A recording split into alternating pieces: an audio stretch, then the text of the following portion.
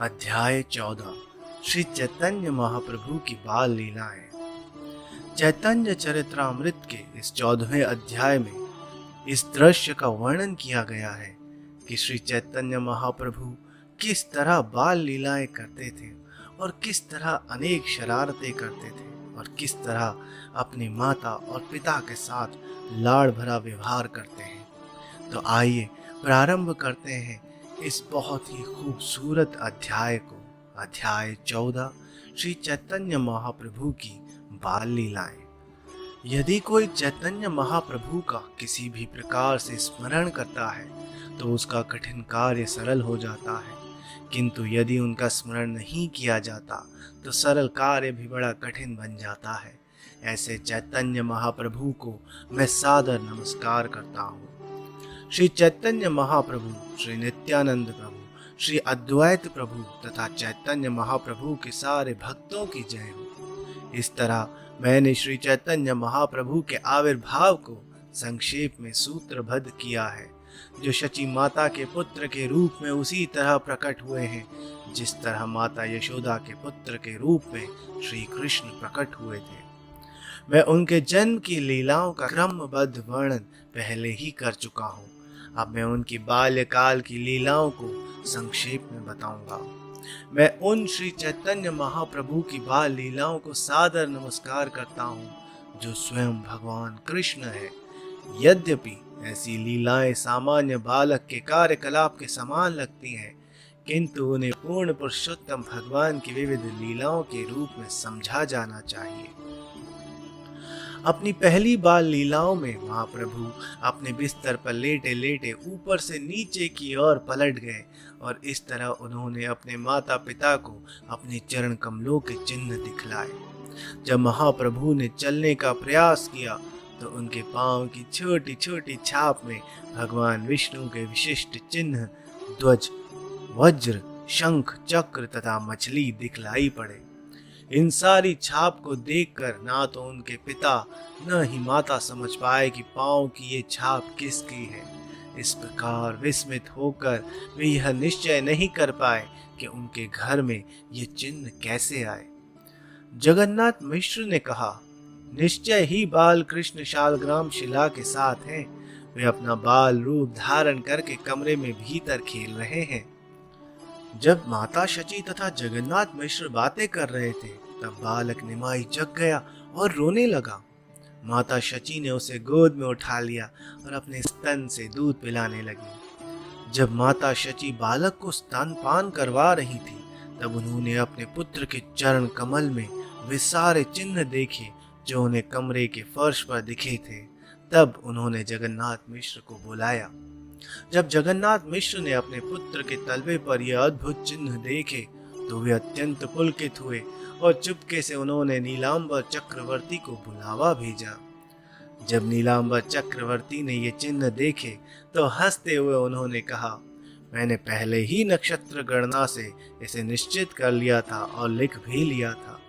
32 लक्षणों से महापुरुष का बोध होता है और मैं इस बालक के शरीर में इन सारे लक्षणों को देख रहा हूँ। महापुरुष के शरीर में 32 लक्षण होते हैं। उसके शरीर के 5 अंग बड़े, 5 सूक्ष्म, 7 लाल रंग के, 6 उठे हुए, 3 छोटे, 3 चौड़े तथा 3 गहरे होते हैं। इस बालक की हथेलियों तथा तलवों में भगवान नारायण के सारे लक्षण हैं। यह तीनों लोगों का उद्धार करने में समर्थ होगा। यह बालक वैष्णव संप्रदाय का प्रचार करेगा और अपने मातृ तथा पितृ दोनों कुलों का उद्धार करेगा। मैं नामकरण संस्कार करना चाहता हूँ। हम उत्सव मनाएं और ब्राह्मणों को बुलाएं, क्योंकि आज का दिन अत्यंत शुभ है। यह बालक भविष्य में सारे जगत की रक्षा और पालन करेगा, इसलिए इसे विश्वंभर नाम से पुकारा जाएगा। नीलांबर चक्रवर्ती की भविष्यवाणी सुनकर शची माता तथा जगन्नाथ मिश्र ने बड़े ही आनंद के साथ सारे ब्राह्मणों और उनकी पत्नियों को आमंत्रित करके नामकरण उत्सव संपन्न किया। कुछ दिनों बाद महाप्रभु अपने घुटनों पर सरकने लगे और वे तरह तरह के चमत्कार दिखलाने लगे। महाप्रभु रोने के बहाने सारी स्त्रियों को हरे कृष्ण महामंत्र का कीर्तन करने के लिए बाध्य कर देते थे, और जब वे कीर्तन करती तो महाप्रभु मुस्कुराते रहते। कुछ दिनों बाद महाप्रभु पांवों से चलने लगे। वे अन्य बालकों के साथ मिलने जुलने लगे और तरह तरह के खेल दिखाने लगे। एक दिन जब महाप्रभु अन्य छोटे बालकों के साथ खेल रहे थे, तब शची माता खई तथा मिष्ठान से भरा थाल ले आई और उन्होंने बालक से कहा, बैठकर खा लो। किंतु जब शची माता वापस जाकर गृह कार्य में लग गई तो बालक अपनी माता से छिपकर मिट्टी खाने लगा। यह देखकर शची माता हड़बड़ी में यह क्या है चिल्लाते हुए लौट आई। उन्होंने महाप्रभु के हाथों से मिट्टी छीन ली और पूछा, इसे क्यों खा रहे हो? रोते हुए बालक ने अपनी माता से पूछा, आप नाराज क्यों होती हैं? आपने मिट्टी ही तो खाने के लिए मुझे दी है, इसमें मेरा क्या दोष है? खई, संदेश तथा अन्य सारे खाद्य पदार्थ मिट्टी के ही रूपांतर हैं। यह भी मिट्टी है और वह भी मिट्टी है। कृपया इस पर विचार करें, इसमें अंतर ही क्या है? यह शरीर मिट्टी का विकार है और खाने की वस्तुएं भी मिट्टी के विकार हैं। कृपया इस पर विचार करें। आप बिना विचार के मुझे दोष दे रही हैं, मैं क्या कह सकता हूँ? शची माता आश्चर्यचकित थी कि यह बालक मायावाद दर्शन बोल रहा है। अतः वे बोली, तुम्हें यह दार्शनिक तर्क वितर्क किसने सिखलाया है जो मिट्टी खाने को सही ठहराता है? दार्शनिक बालक के मायावादी विचार का उत्तर देते हुए माता शची ने कहा, प्रिय पुत्र, यदि हम अन्न में रूपांतरित मिट्टी खाते हैं तो हमारे शरीर का पोषण होता है और वह हष्ट पुष्ट बनता है, किंतु यदि हम कोरी मिट्टी खाते हैं तो शरीर हष्ट पुष्ट होने के बजाय रूगण होकर नष्ट हो जाता है। मिट्टी के ही रूपांतर एक घड़े में मैं आसानी से पानी ला सकती हूँ, किंतु यदि मैं मिट्टी के ढेले पर पानी डालूं तो ढेला जल को सोख लेगा और मेरा परिश्रम व्यर्थ हो जाएगा। महाप्रभु ने अपनी माता से कहा, आपने पहले ही मुझे यह व्यवहारिक दर्शन क्यों नहीं सिखलाया? आपने आत्म साक्षात्कार की यह विधि मुझसे क्यों छिपा रखी? अब मैं समझा इस दर्शन को। अब मैं मिट्टी नहीं खाऊंगा। जब भी मुझे भूख लगेगी मैं आपके स्तनों से दुग्ध का पान करूंगा। यह कहकर महाप्रभु धीरे से हंसते हुए अपनी माता की गोद में चढ़ गए और उनका स्तनपान करने लगे।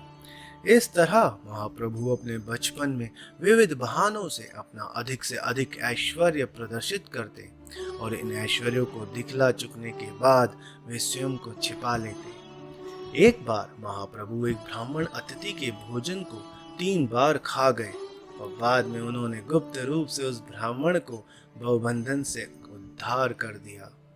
बचपन में महाप्रभु को 2 चोर उठाकर उनके घर से बाहर ले गए, किंतु महाप्रभु उन चोरों के कंधे पर चढ़ गए और जब वे सोच रहे थे कि हम इस बालक के आभूषण आराम से उतार लेंगे तो महाप्रभु ने उन्हें भ्रमित कर दिया, जिससे वे चोर अपने घर जाने के बदले जगन्नाथ मिश्र के घर वापस आ पहुंचे। महाप्रभु ने बीमार होने के बहाने एकादशी के दिन हिरण्य और जगदीश के घर से कुछ भोजन मांगा।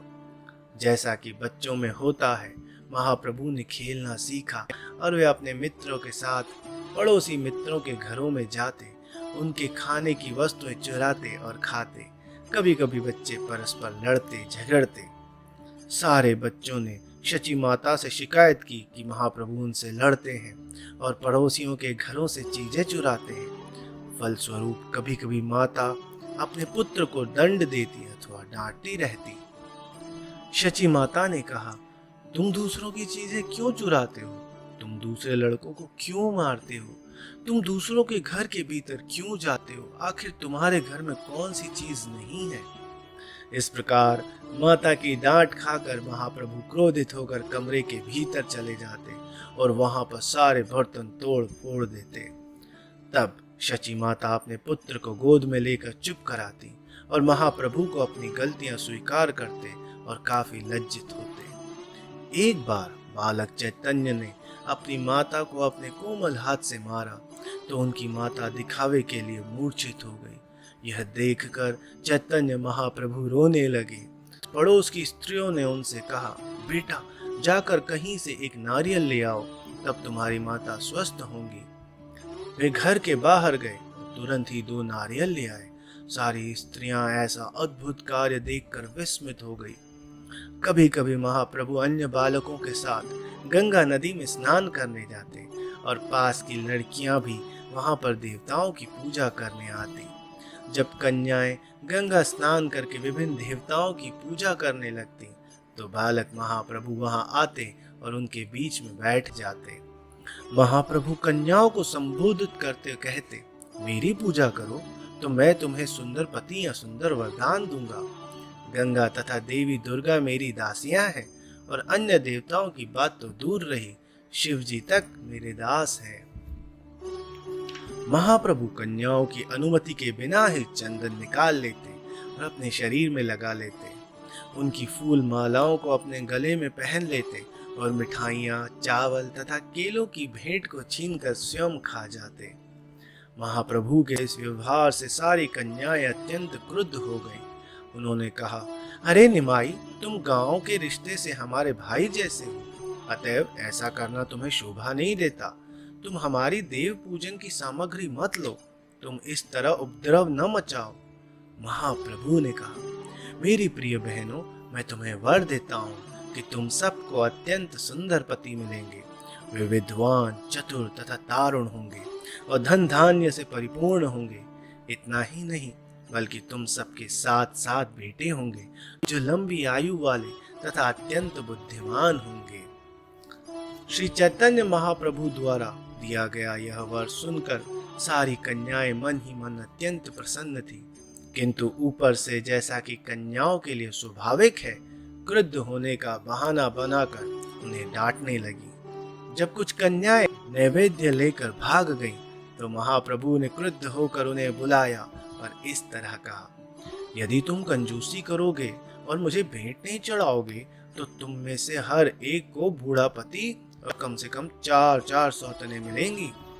श्री चैतन्य का यह कल्पित शाप सुनकर कन्याओं ने सोचा कि हो सकता है कि कुछ असाधारण बातें जानता हो या इसे देवताओं से शक्ति प्राप्त हो, अतः वे भयभीत हो गईं और उसका शाप कहीं सच न हो जाए, यह मानने लगी। तब कन्याएं महाप्रभु के समक्ष अपनी अपनी भेंटें ले आई और महाप्रभु ने उन्हें खाकर कन्याओं को मनवांछित आशीर्वाद दिए।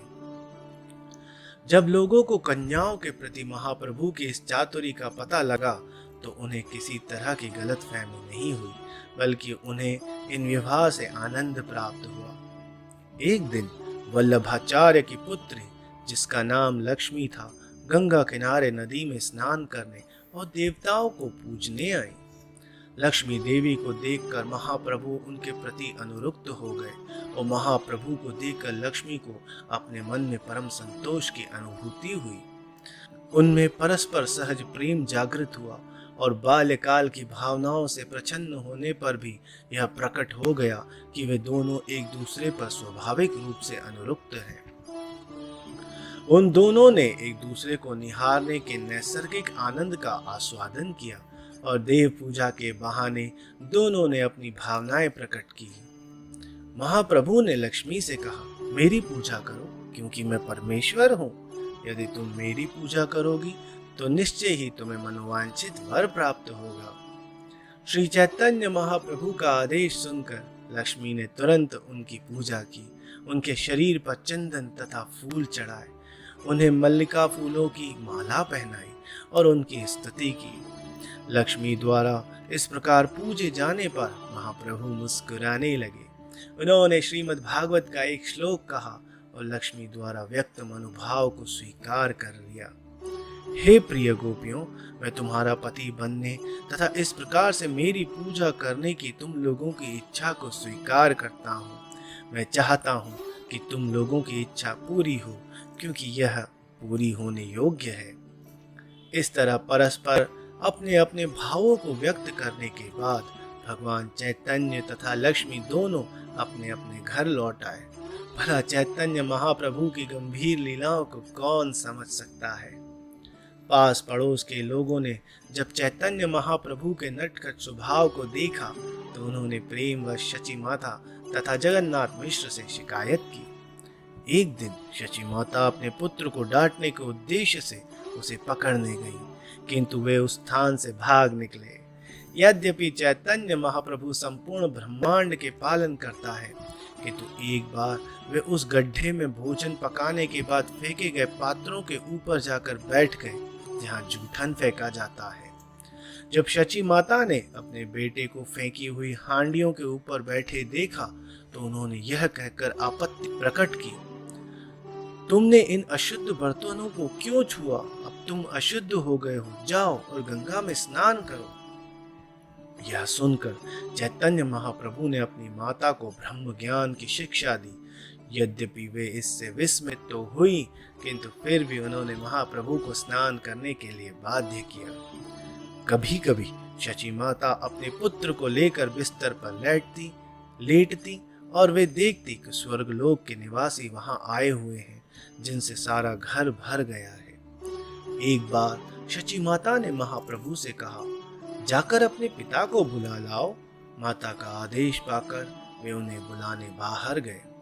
जब बालक बाहर जा रहा था तो उसके चरण कमलों से नुपुर की ध्वनि आ रही थी। यह सुनकर पिता तथा माता दोनों ही आश्चर्यचकित हो गए। जगन्नाथ मिश्र ने कहा, यह बड़ी अद्भुत घटना है, मेरे पुत्र के नंगे पांव से नुपुरों की ध्वनि कैसे आ रही है? माता शची ने कहा, मैंने भी एक और आश्चर्य देखा है। स्वर्ग लोक से लोग उतर चले आ रहे थे और पूरे आंगन में भीड़ लगी थी। उन्होंने जोर जोर से कुछ शब्द किया जिसे मैं नहीं समझ पाई। मेरा अनुमान है कि वे किसी की स्तुति कर रहे थे। जगन्नाथ मिश्र ने उत्तर दिया, इसकी परवाह मत करो, चिंता की कोई बात नहीं। विश्वंभर सदैव कुशल रहे, यही मेरी कामना है। एक अन्य अवसर पर जगन्नाथ मिश्र ने अपने बेटे की चपलता देखकर उसे खूब फटकारा और फिर नैतिकता की शिक्षा दी। उसी रात जगन्नाथ मिश्र ने सपना देखा कि एक ब्राह्मण आकर क्रोध में उनसे यह वचन कह रहा है, हे प्रिय मिश्र, तुम अपने पुत्र के बारे में कुछ भी नहीं जानते। तुम उसे अपना पुत्र समझकर फटकारते हो और प्रताड़ित करते हो।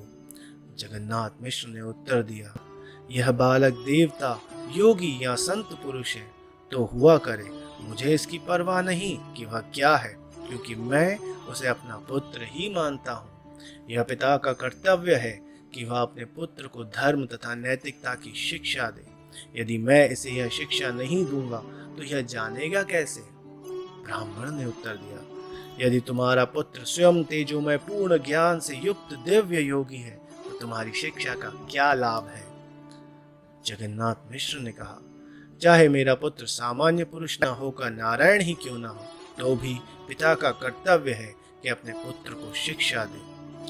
इस तरह स्वप्न में जगन्नाथ मिश्र तथा ब्राह्मण में धर्म विषयक विचार विमर्श होता रहा। फिर भी जगन्नाथ मिश्र शुद्ध वात्सल्य रस में निमग्न रहे और वे दूसरा कुछ जानना नहीं चाहते थे। जगन्नाथ मिश्र की बातें करने के बाद अत्यंत प्रसन्न होकर वह ब्राह्मण चला गया और जब जगन्नाथ मिश्र अपने स्वप्न से जगे तो वे अत्यधिक विस्मित थे। उन्होंने अपने मित्रों तथा संबंधियों से अपना स्वप्न कह सुनाया और वे सब इसे सुनकर अत्यंत विस्मित हुए। इस तरह गौर हरि ने अपनी बाल लीलाएं संपन्न की और दिन प्रतिदिन वे अपने माता पिता के आनंद को बढ़ाते रहे।